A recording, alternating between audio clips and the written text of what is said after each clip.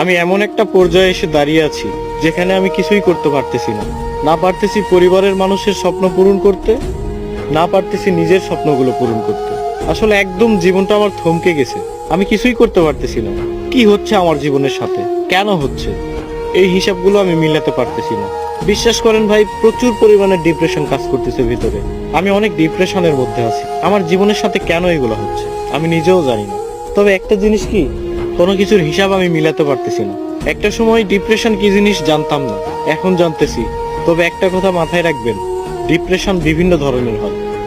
শুধুমাত্র প্রেম বিচ্ছেদের কারণেই যে মানুষ ডিপ্রেশনে ভোগে, বিষয়টা এমন না। সবচেয়ে ভয়ানক ডিপ্রেশন হচ্ছে ফ্যামিলি প্রবলেম। হ্যাঁ, এগুলো আপনারা বুঝবেন না। যারা মধ্যবিত্ত পরিবারের, একমাত্র তারাই বুঝবে।